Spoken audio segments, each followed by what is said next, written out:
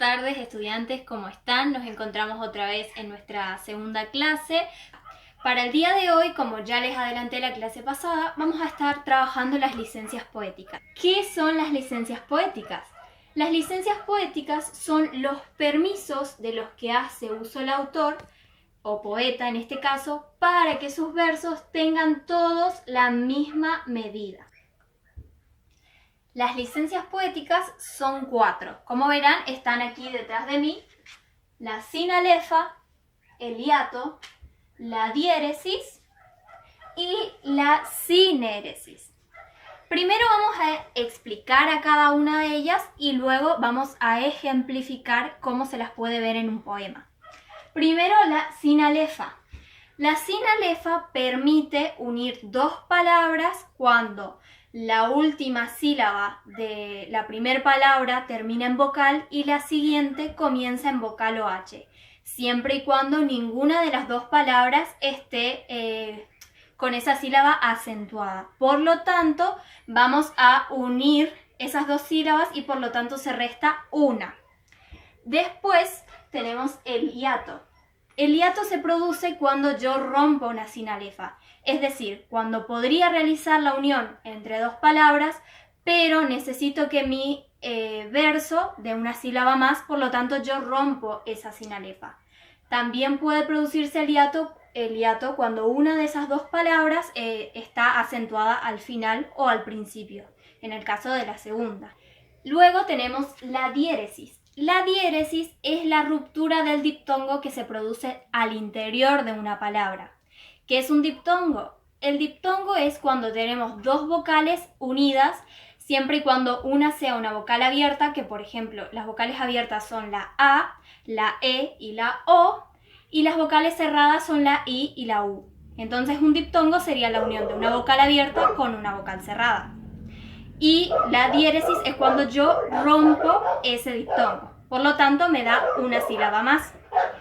Por último, tenemos la sinéresis, que es cuando al interior de una palabra se unen dos vocales que suelen ir separadas. Esto es, por ejemplo, cuando se presentan dos vocales cerradas. Para mostrarles cómo se marcan las licencias poéticas, vamos a volver al ejemplo de la clase anterior de la estrofa de versos sencillos. Por lo tanto, vamos a la pizarra. Aquí ya tenemos marcado el poema, la estrofa como en la clase anterior. Cuando el primer verso nos daba 8, el segundo nos daba 7, el tercero nos daba 9 y el cuarto nos daba 8. No sé si recuerdan. Pero, como les expliqué, este poema en realidad es regular. Por lo tanto, esta estrofa, todos los versos tienen que tener 8 sílabas.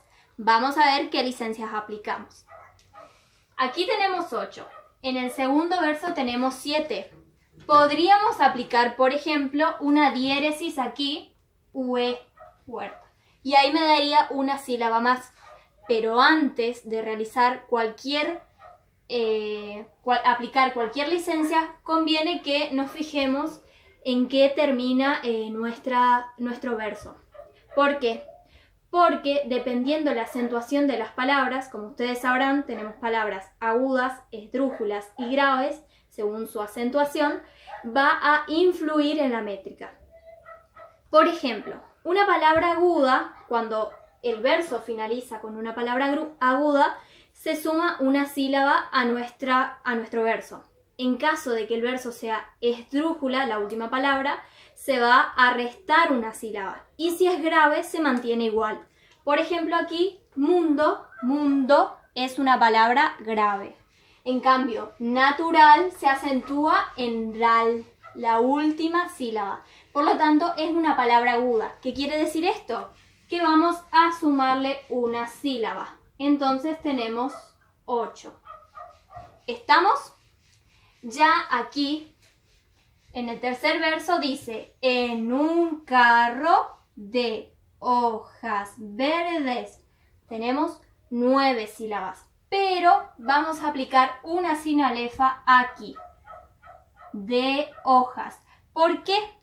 Porque esta palabra termina en vocal y la siguiente empieza con H y ninguna de los dos tiene la sílaba tónica. Por lo tanto, es posible aplicar una sinalefa y restamos una sílaba. Por lo tanto, nuestro verso va a tener 8. Y el último, a morir me han de llevar, 8 sílabas. Todo nuestra estrofa es regular porque todos los versos tienen la misma cantidad de sílabas. Bueno, alumnos, ahora copié el segundo verso del poema de José Martí, como lo trabajamos la clase pasada, y ya le marqué la métrica y le puse aquí arriba la cantidad de sílabas que nos da sin aplicar licencias. Pero ya les marqué las licencias que aplicamos. En este caso, arriba me daba 9 sílabas. Entonces apliqué una sinalefa entre lo oscuro. Termina en vocal, empieza en vocal. Una sinalefa, por lo tanto, me da 8. Resto una. En el siguiente, muy interesante, teníamos a morir como un traidor. 8. Pero traidor es una palabra aguda, traidor, porque se acentúa en la última sílaba. No lleva tilde en este caso. Pero lo que pasa es, si una palabra aguda me da una sílaba más, entonces me daría 9. Pero como aplico una sinalefa entre como y un, resto una y me quedan 8. En el siguiente, yo soy bueno y como bueno, tengo 9, pero apliqué una sinalefa entre bueno y. Importante saber que la Y puede funcionar como vocal cuando tiene el sonido de vocal, es decir, cuando suena como I, no como Y. Entonces aquí aplico una sinalefa y por lo tanto me quedan 8 sílabas. Y en el verso de abajo, 1, 2, 3, 4, 5, 6, 7, 8. Se preguntarán por qué estas dos barritas acá. Porque podría aplicar una sinalefa entre cara al. Pero como ya tengo 8 sílabas, y si aplicara una sinalefa tendría que restar y me quedarían 7, rompo la posible sinalefa aplicando un hiato. Bueno, estudiantes, aquí tenemos las dos estrofas de un poema de Sor Juana y me interesa que en este ejemplo veamos el último recurso, la última licencia que nos falta, que es la sinéresis, que es la unión de dos vocales al interior de una palabra que suelen ir separadas. En este caso tenemos la misma vocal, que es la E, una vocal abierta, que separaríamos como creerá. Pero ahí nos daría una sílaba más, es decir, 12. Por lo tanto, nuestro poema no sería de estructura regular. Entonces, aplico aquí una sinéresis, y resto una sílaba. Para que lo veamos mejor, extraje ese verso y lo copié en la pizarra. No me entraba el verso completo en un renglón, por eso escribí así, sepan disculpar. Entonces, aquí aplicamos una sinéresis, es decir, unimos estas dos vocales. De lo contrario, separaríamos aquí. Pero, como les dije, me daría una sílaba más. Y esas son entonces las licencias poéticas. Bueno, estudiantes, para continuar trabajaremos la rima. La rima es la igualdad de sonidos que se produce entre dos palabras que finalizan un verso, y la rima puede ser de dos tipos. Consonante es cuando coinciden al final de dos versos, dos o más, tanto vocales como consonantes. Y la otro tipo de rima es la rima asonante, en la cual solo coinciden las vocales. Para ver lo de la rima, primeramente vamos a ejemplificarlo con el poema de Neruda que estuvimos trabajando la clase pasada, y de paso les aclaro que cometí el error de señalar que era un poema que no tenía estrofas y estaba equivocada.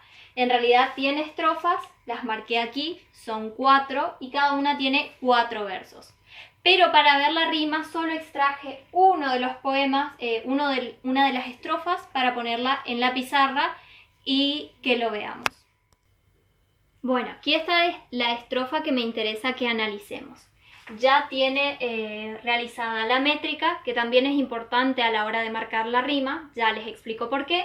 Y quería que veamos, aquí termina la palabra en día, que rima con ausencia. Es una rima asonante, porque coinciden las dos vocales de esta palabra con las dos de esta palabra. Sería el primer verso y el tercer verso. Después en el segundo tenemos corolas, que rima con ola. Y aquí tenemos una rima consonante porque es vocal, consonante, vocal, vocal, consonante, vocal. En cuanto a lo que les decía de la importancia de la métrica a la hora de marcar la rima, es porque se señalan la cantidad de rimas con letras. ¿Cómo es esto? Poniendo primeramente, por ejemplo, esta es la primera rima, entonces aquí pondremos una A mayúscula porque este verso tiene 11 sílabas. Cuando es de arte menor, esta A va en minúscula, que rima con el tercer verso, entonces la otra A iría en el tercer verso. Luego tenemos la segunda rima, sería una B larga, mayúscula también, porque tenemos 11 sílabas, que rima con el cuarto verso. Les voy a mostrar otra vez en la lámina para que vean bien cómo queda. Y en la lámina entonces le marqué para que vean bien. Este verso rima con este, por lo tanto lleva la A mayúscula porque es de arte mayor. Y el segundo rima con el cuarto, por lo tanto sería la rima B, B larga mayúscula, porque también es de 11 sílabas. Por último, para cerrar ya con la rima, y como la asonante es más complicada de detectar, copié esta estrofa de un poema de César Vallejos en la cual podemos distinguir bien que solo coinciden las vocales. Por ejemplo, aquí tenemos E-O, que rima con el verso de abajo E-O, aguacero, recuerdo. Y el tercero tiene corro, O-O, otoño, O-O. Entonces, estas son rimas asonantes. Les dejaré una actividad en el Classroom que espero la puedan cumplir. Tienen una semana para hacerlas. Como verán, estudiantes, estoy en el interior de nuestro aula en el Classroom, que tiene el nombre de Clases de Poesía Segundo Técnico EPET número 14. Aquí les compartí los archivos de la primer clase, los conceptos trabajados y las actividades que me estuvieron mandando los resultados. El día de hoy les subí las actividades correspondientes a la clase número 2. Voy a explicarles brevemente. Dice así: tienen una semana para realizar las actividades, es decir, que las tienen que enviar el día 7 de julio, subirlas al aula. Lo primero dice, leer ambos poemas de Pablo Neruda que están insertos en este mismo archivo. Luego dice reconocer y señalar sus partes, las estrofas y los versos. Luego realizar el conteo de la métrica teniendo en cuenta las licencias poéticas que se explicaron en clase.